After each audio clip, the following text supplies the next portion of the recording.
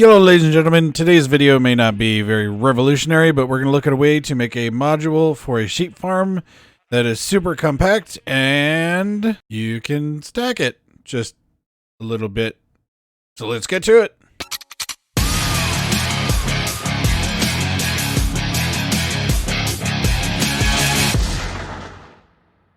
As always, first things first, when you get in the world download, this is what you're going to see. This is the module by itself, and then this is the stacked version.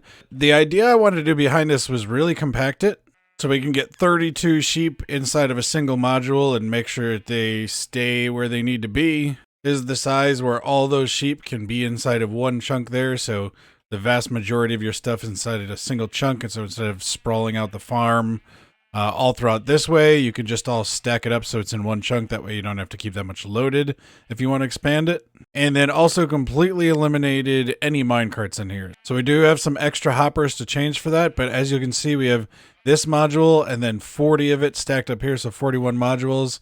Each one of them has the 32 sheep in it. We can see going all the way down, they all have sheep in there.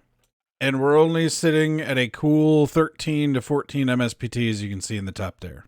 So what is the purpose of this wool farm then? I'm not saying there's anything wrong with existing wool farms. I just, like I said, wanted to have a couple of things. And one was, you know, not hopper minecarts, but any minecarts can get stuck on a rail at some point if they go into an unloaded chunk or your server crashes, something like that. So we removed anything like that. So even if you have a bot AFKing it and unload, you don't have to worry about it. Unfortunately, we can't chunk load this because that does require random tick and it requires the sheep to be active. So we need a player there so that the grass can spread. And then, yeah, just kind of taking down the shear delivery system to something more obvious, but let's see if we can't make it a little better. And then also making sure that these sheep aren't colliding with sheep. If mixed sheep this sure aren't. Oh my God. English is my first language. It's my only language. Make sure the sheep aren't colliding with each other. So what you can see is we have the sheep in here that have glass blocks pushed down on them, because if I turn on their hitboxes, they're just small enough that they can fit inside of those glass blocks. But then they're also tall enough that the dispenser here can still hit them. So I'm going to take away that slice of the storage so we can see where it is. They're standing on these grass blocks here, these lines. And we have this grass block, and then these grass blocks to spread the grass to where they're standing, because that's one of the big things that changes your rates in a sheep farm. You know, first you have to wait for them to manually eat and replenish their wool. But once that happens, you also need to make sure that you can try and get that grass lit up. Not lit up, but that dirt turned into grass as fast as possible to increase those rates. So we have added in a few extra grass blocks here, but because of the way that they're shoved into that glass block, when they get sheared, the wool actually goes up, and then we can just catch it in this water stream, shove it off to the side, and as we see in this one, just drop it all the way down from the top. We don't have to do any hopper minecarts for collection or anything like that. Now, I did say, you know, that means we have to have an extra line of hoppers here that goes above to fill in our shears with.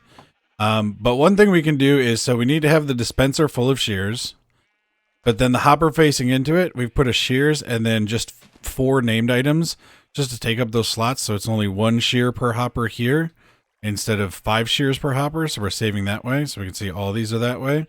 Now, these aren't going to actually filter anything, but the thing is, when a shear breaks, you're going to definitely have enough time to get the next shear back in there.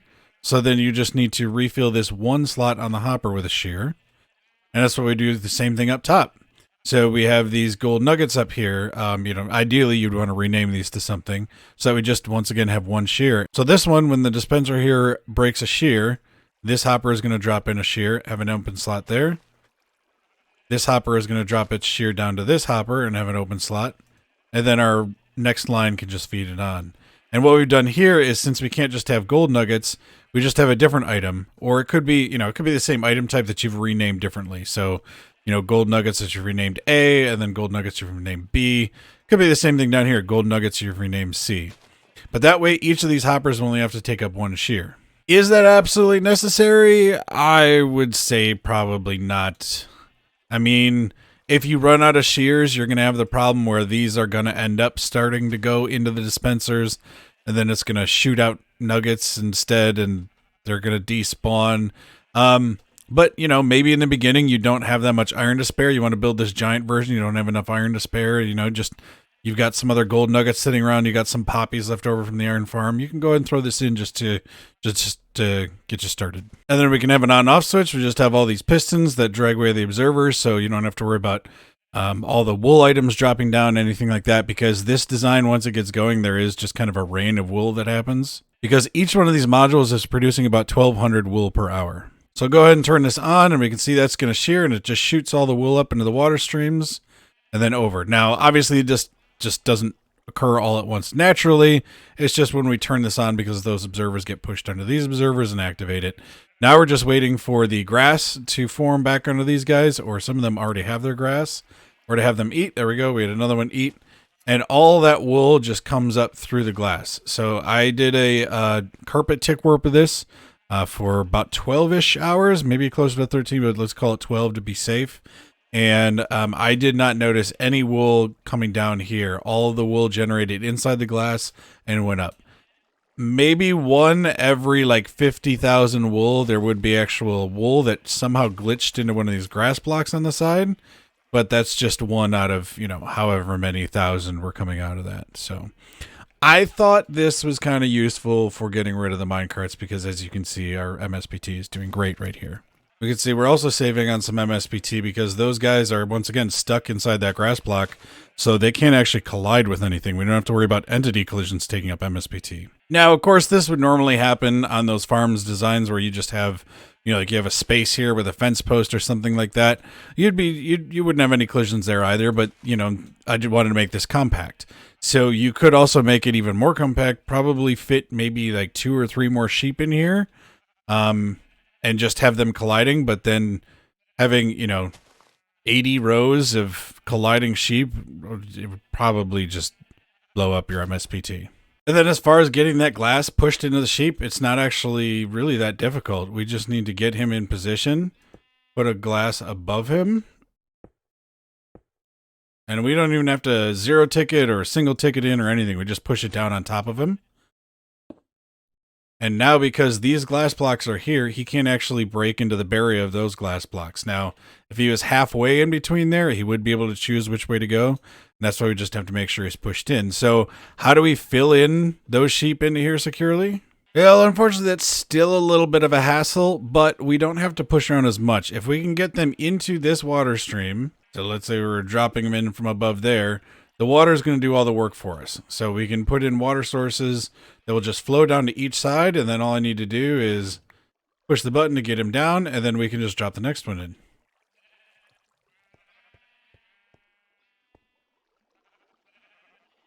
Same thing. So he's actually pushing up against that glass block now, not the other sheep, and we can just keep going down the line.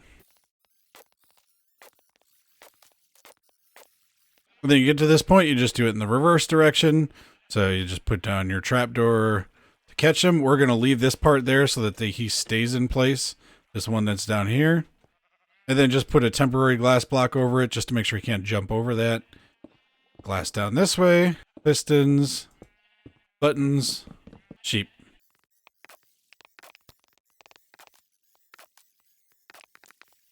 Then once we've got them all in there, we just need to come in from the side. So, you know, maybe you do this before you put your observers in and get rid of our water.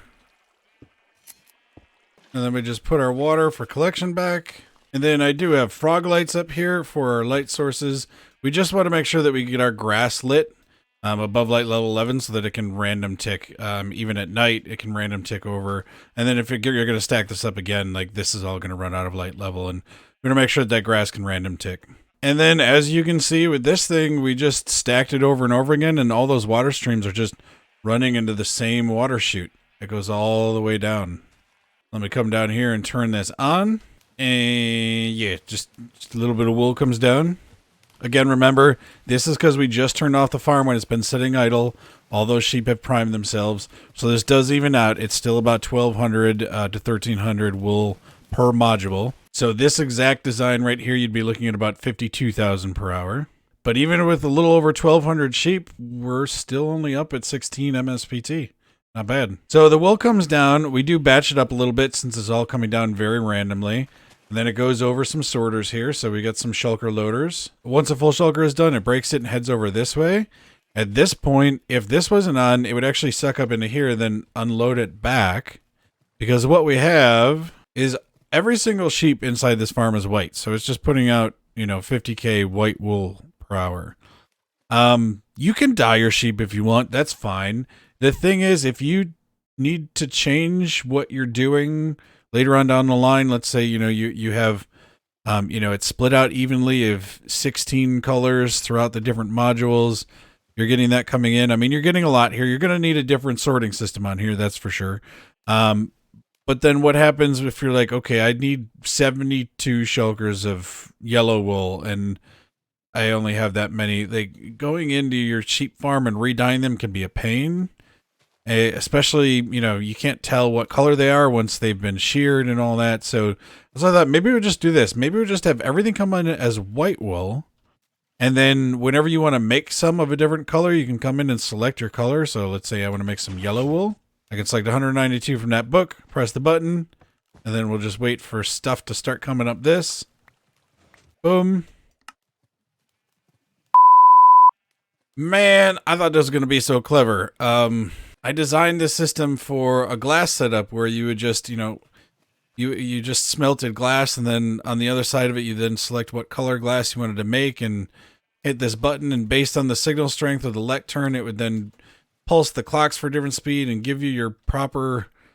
Okay, so that doesn't work with wool. What are we going to do?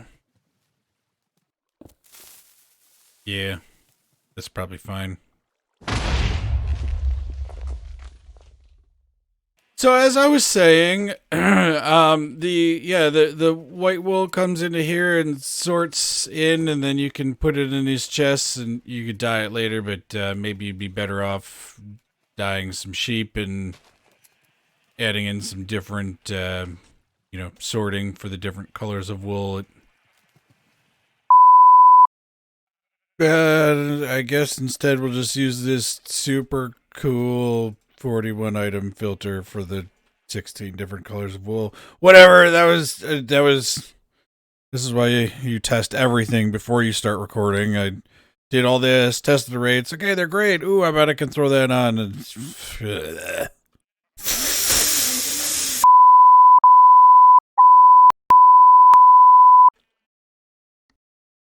well, okay, that actually saves on some things. So initially it was, recycling the shulkers here for the shears. You don't really have to do this part anymore if you don't want to. So up here is the system to unload the shears out of the shulker boxes. Then we're sending the empty shulker boxes by using the shulker box filter down to reuse for our shulker box filler down there. So if you just stick with chest lines, otherwise you can replace this with one wide tileable shulker box fillers. That's just fine. Or you could just drop these into a chest up here now. But since shulkers are renewable now, I do like the idea of turning shulkers into item form before they have to go into storage.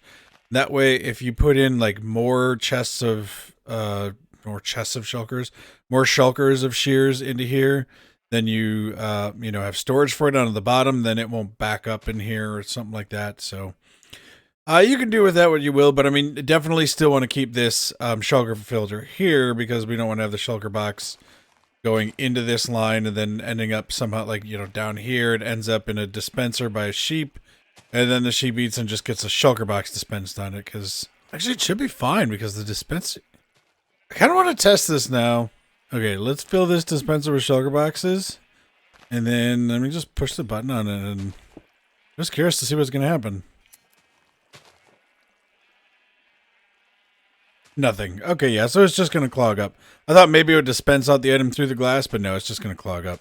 So definitely make sure that you keep your shulker boxes out of your shears. Otherwise, you might not need something so elaborate. Maybe you just want a small wool farm, or you just want to stack a couple of these up and have these in your base, have not too much MSBT to worry about with them. That's all up to you. So again, this will be down in the world download if you just want to take one module and make that own version yourself, or if you just want to take this and do it. This is 40 modules stacked up on top of each other. So again, that's 1,280 sheep. So you're going to need a lot of sheeps. If you were going to do that, I recommend maybe getting your breeding sheep up near a platform at the top here with like a bubble column or something. And then as you breed them, you can just drop them down into place. The only thing is they do need to be adults before you get them in there, because the babies are too short to get stuck in that glass there, because this right here is an air block. So I hope you enjoyed this video on sometimes you just do stuff to have fun and then realize that half of your idea was not good and you just pivot. And